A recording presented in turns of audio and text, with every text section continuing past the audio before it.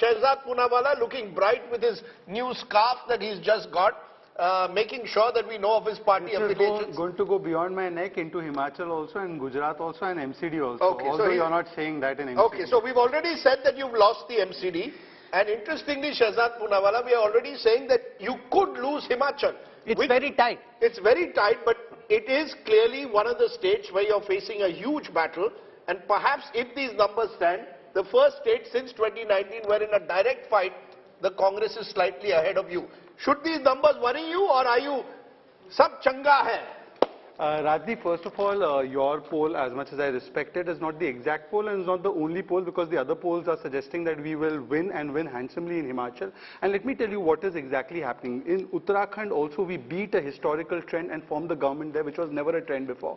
This time too in Himachal, Raj nahi, Rivaj badlega. And the reason why the Rivaj will change is because there is a politics of DPS, delivery, performance and seva of Prime Minister Modi and Jairam Thakur, which I also call as double P, double T, double V. There is performance, there is the politics of pro-incumbency. For the first time in this country, we are speaking about pro-incumbency, be it in Gujarat, be it in Uttarakhand, in Uttar Pradesh, in Himachal.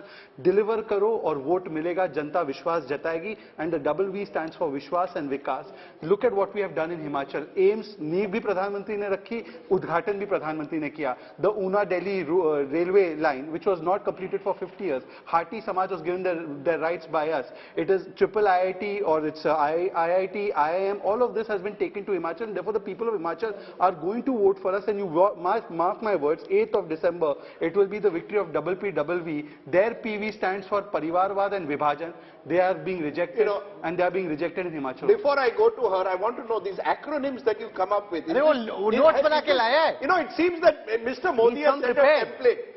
Acronym में कर दो, anchor को confuse कर दो कि धड़ाधड़ एक anchor. But in your long, collectively 100 years of experience is sitting on this table. Collectively. I mean collectively. Effectively. Rajdeep ji, I mean collectively. I mean 20 years of Rahul Kanwal, 40 years of you, and but on a serious note, let's calculate.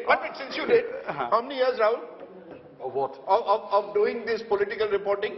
35? Total 36, but 34. No, okay, 34. So 34 plus 34 is 68. 23. 28. That's 91.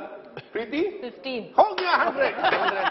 And Gupta ji is also there. This is not the only thing I'm right about. I want to be right about the numbers in Himachal also, because I have been there and seen that. But let me tell you just one thing. Rajdeep, in your so many years of experience, have you ever heard the word pro-incumbency in this country?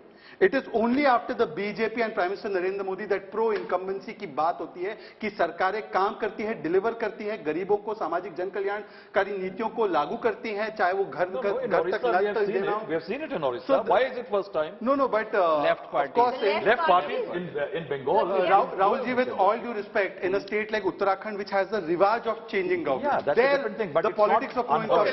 Let's just go to Shama Mohammed. Shama Mohammed, pro-incumbency versus anti-incumbency. These numbers suggest it could be very close. In fact, among women, and I keep maintaining that the BJP has a slight edge. So if it turns out on voting day, if more women have voted than men, you could still be in trouble and lose a state which has always changed governments every 5 years since the 1980s. So are you confident of Himachal, or now worried with these numbers? Rajdeep, first and foremost, I fail to understand why exit polls are done. I feel that one should just wait for the day when the results are coming out. Number two, we are not 100% but 200% confident of Himachal. I'll tell you why. Exit polls are done because they are better than the gyan that politicians tend to give and tend to just throw in the air ki hum sab chunav jeet rahe. That's why. Yeah, but even exit polls have gone wrong multiple times, no? Don't you agree with that, Rajdeep? Sure. They have gone wrong. So what I'm trying to say is that every politician now, what is Amit Shah's technique? Have you ever noticed? And that's the same technique followed by Arvind Kejriwal. Amit Shah says, when I remember in West Bengal, 200 seat ke zyada hum jeetegi. Matlab, what happens is, you have to understand, in politics, there are those surely who are going to vote for the BJP, there are those who are going to vote surely for the Congress. So there are those who sit on the fence and they don't know which side to vote in most states. There are a lot of them. So what happens to them is, when somebody is saying that they're surely going to win, most people in a state do not want a hung assembly because they know it's going to be very difficult to pass bills. There'll be issues. So if one party has a majority, it's easier for them to manage the government and pass various bills and, manage the state. So those are the people, that's the reason Amit Shah always says. So, it's interesting that you're quoting Amit Shah, Shama. I'll tell you something. Very often he plays mind games with the opposition and actually does reverse psychology. Recently in the Aaj Tak Panchayat in Ahmedabad, I asked him how many seats is the BJP likely to get, and he said, "Nahi, seat nahi bataunga, abhi campaign hone do, first phase, second phase, uske baad." How it actually happens in his head is, if the BJP is winning big, he doesn't give out a number because he knows that he thinks that the BJP karyakarta could get complacent. It is in a state where the BJP is making bombastic claims. 200 aayenge, 250 aayenge, whether it's say West Bengal or any other state where they may not do as well. Or for example, the Gujarat elections of 2017 when they kept saying 150 plus.